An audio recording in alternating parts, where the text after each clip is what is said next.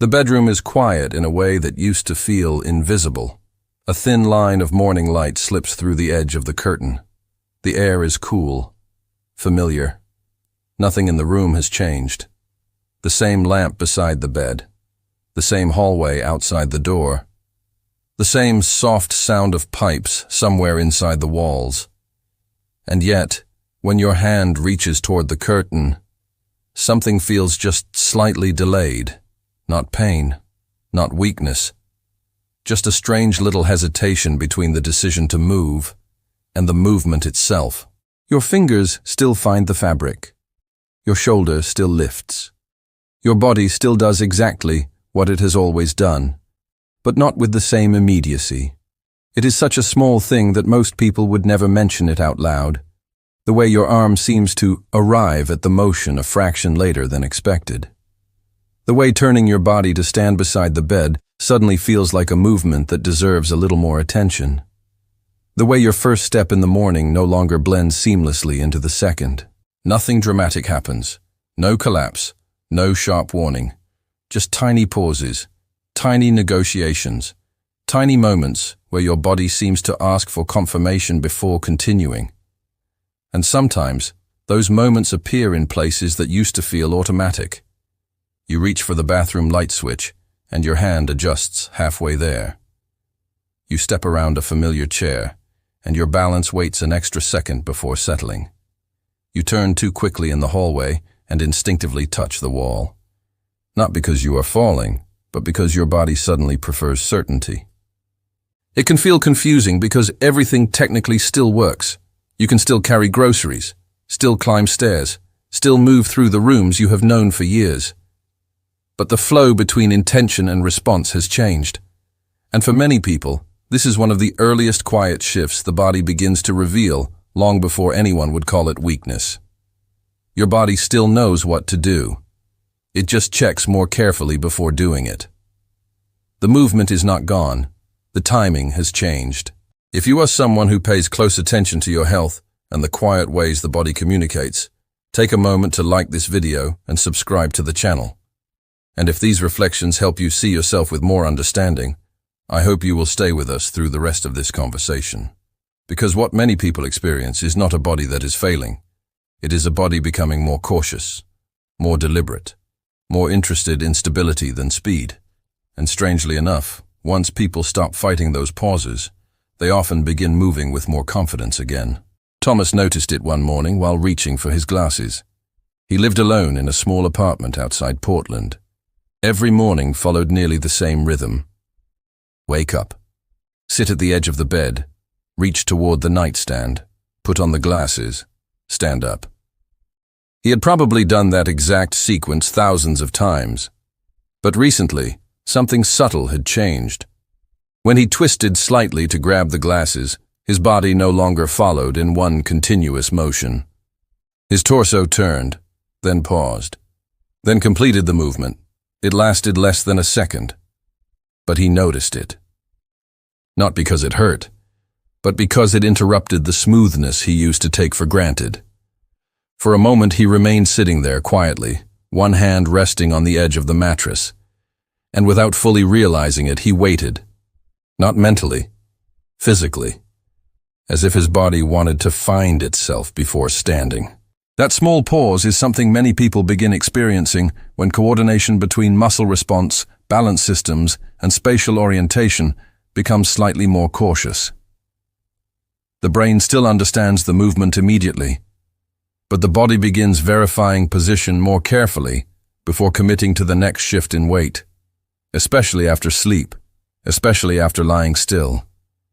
Thomas eventually discovered something simple. If he allowed himself one calm breath before standing, the rest of the movement felt smoother, not faster, just more connected. And that distinction matters. Sometimes the body is not asking to stop moving. It is asking for a cleaner transition between positions. The pause is not failure. It is communication. Elaine first noticed it in her hallway. Her home in Ohio had a narrow corridor between the bedroom and kitchen.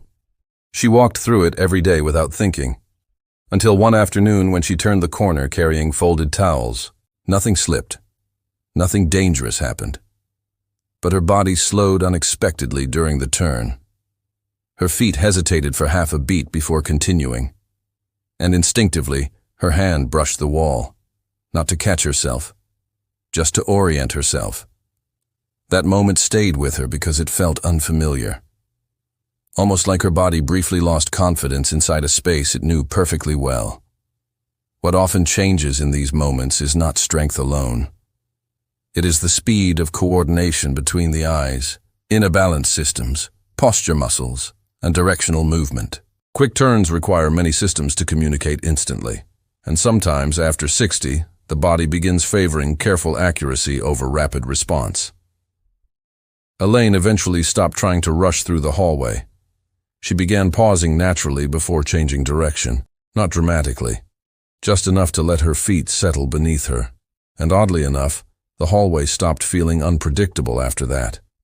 The room was familiar, but her body now negotiated with it differently. Walter noticed it while stepping into the bathroom on a cold morning.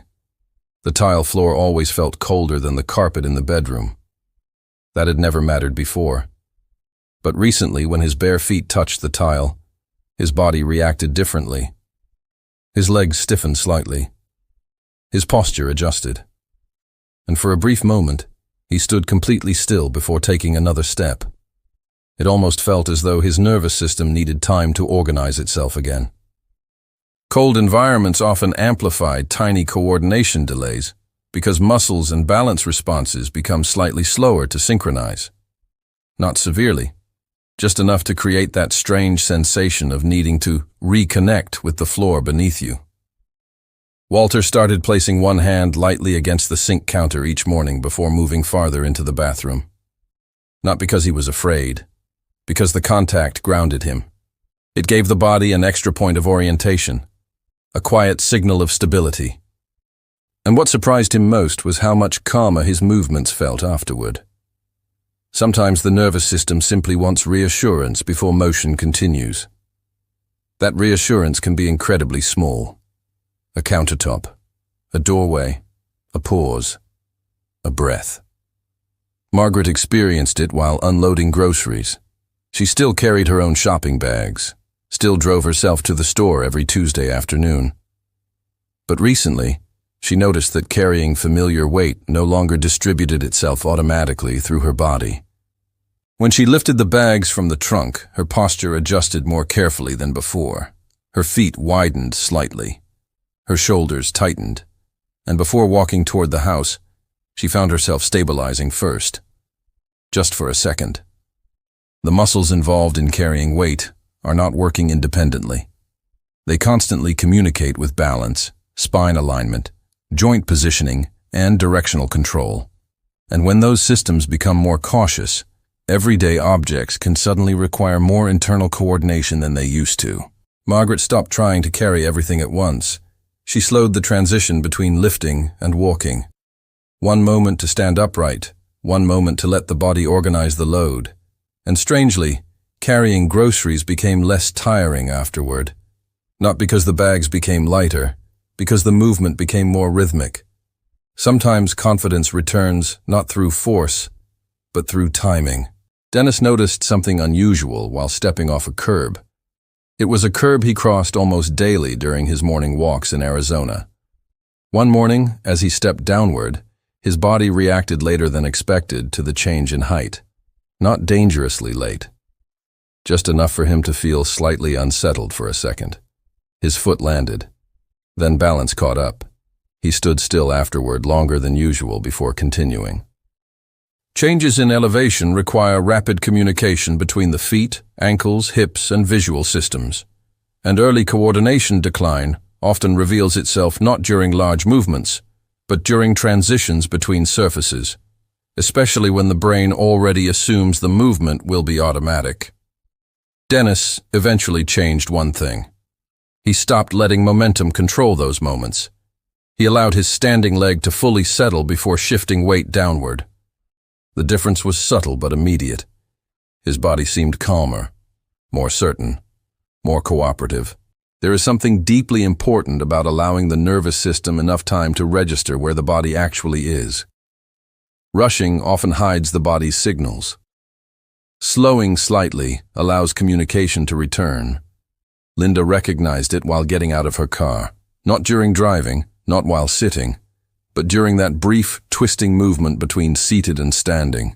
She would place one foot outside the car, turn her hips, push upward, and recently, somewhere in the middle of that sequence, her body began pausing, as though the movement no longer unfolded as one continuous action. The strange part was that she could still perform every individual step perfectly well. But the transitions between them required more awareness. This is something many people misunderstand. Early muscle coordination changes rarely announce themselves through obvious inability. Instead, they appear through interrupted flow. The body still completes the task. It just requests additional organization between phases of movement. Linda began placing her hand on the door frame for an extra second before standing fully upright. Not because she needed support in the traditional sense, because her body responded better when the transition felt anchored. And over time, she stopped interpreting that pause as weakness. She began seeing it as cooperation. Her body was not betraying her. It was asking for clearer sequencing. George noticed it when turning around too quickly after hearing his grandson call his name. He pivoted fast in the kitchen, and suddenly his feet needed an extra beat to catch up with his upper body. Nothing happened. No stumble. But internally, the movement felt strangely disconnected, like different parts of the body had responded at different speeds. Rapid rotational movement depends heavily on coordination between core muscles, balance centers, and directional awareness, and sometimes the body begins reducing speed automatically to protect stability. George later realized that whenever he slowed the beginning of the turn by even half a second, the rest of the movement felt natural again. That tiny adjustment changed everything, because the body was no longer being forced to react suddenly. It was being invited into the movement gradually. Many people spend years fighting these pauses because they associate them with decline, but often the body is simply adapting, prioritizing steadiness, reducing unnecessary risk, choosing precision over speed, and honestly, there is wisdom in that. Carol experienced it while making the bed. She walked around the mattress, pulling sheets into place as she always had. But recently, she noticed that bending slightly and straightening again no longer felt seamless.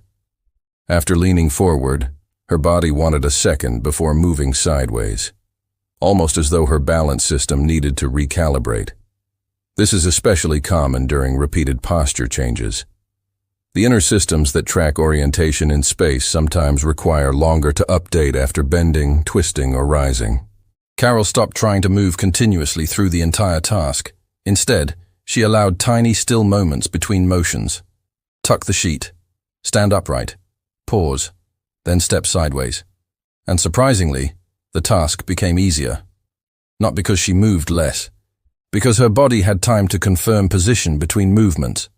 That confirmation creates stability, and stability creates confidence. There is a difference between moving quickly and moving coherently. Richard noticed his body negotiating differently with stairs, not climbing upward, the first step downward. Every evening in his narrow townhouse outside Chicago, he paused briefly before descending. At first he thought it was habit. Then he realized it was preparation. His body wanted certainty before transferring weight downward, especially in dim lighting, especially late in the day. The muscles involved in controlled lowering movements require extremely precise coordination. And when timing changes slightly, the nervous system often responds by introducing pauses automatically. Richard eventually stopped feeling irritated by it. Instead, he placed one hand gently on the railing before descending, not gripping tightly, just enough to create connection. And immediately, the staircase felt less demanding. The body often moves best when it feels oriented, not rushed, not challenged, oriented. Susan recognized the shift during one very ordinary moment in her kitchen. She dropped a spoon. Nothing unusual. But when she bent to retrieve it, she remained crouched slightly longer before standing again. Her body did not rise immediately. It stabilized first, feet adjusted, core tightened, breathing slowed. Then she stood. That small sequence revealed something important. The body was no longer assuming balance would automatically be there at the end of the movement. It wanted reassurance before committing upward again. And honestly, that is not irrational.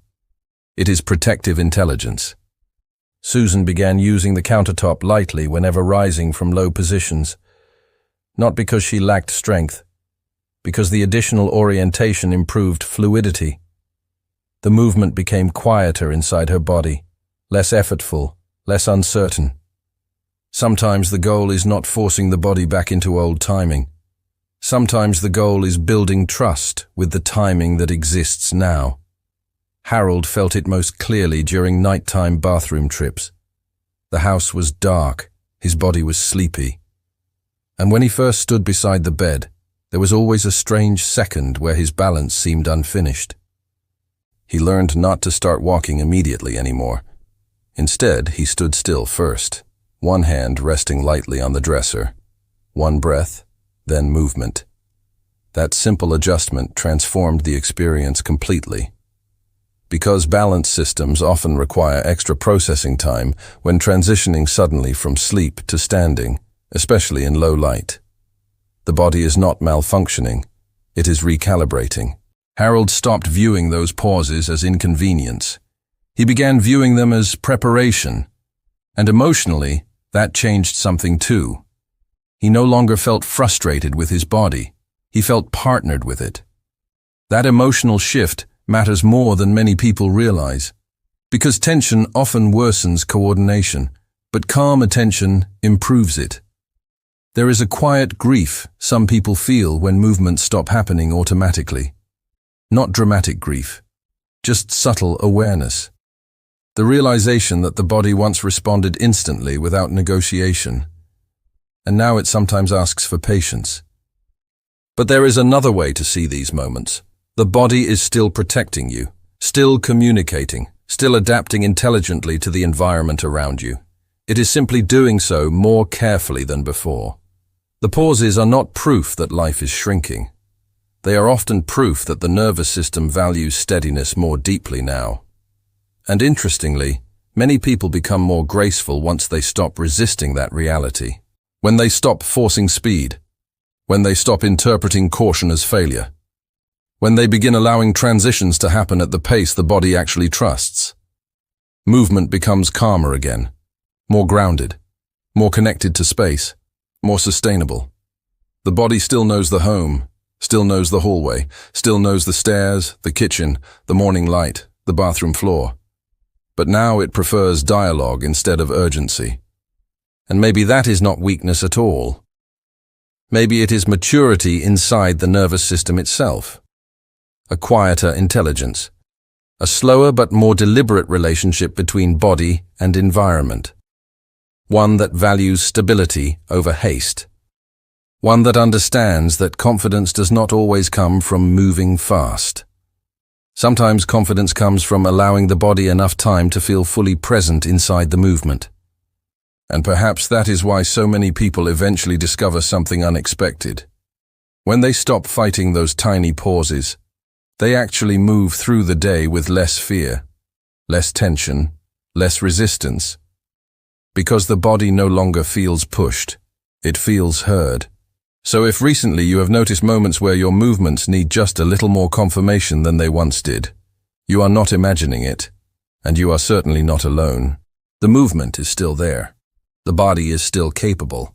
The timing is simply becoming more thoughtful. And often, that thoughtful timing is exactly what keeps people steady. Have you ever noticed a moment where your body needed just a second longer than it used to? Maybe while turning, standing, reaching, walking through a familiar room. If so, I would genuinely love to hear your experience in the comments below. And if this conversation felt meaningful or comforting to you, please like the video and subscribe to the channel. Your support helps us continue creating thoughtful conversations like this for people who want to understand their bodies with more kindness and less fear. May your movements feel steady, understood, and deeply connected to the spaces you live in every day.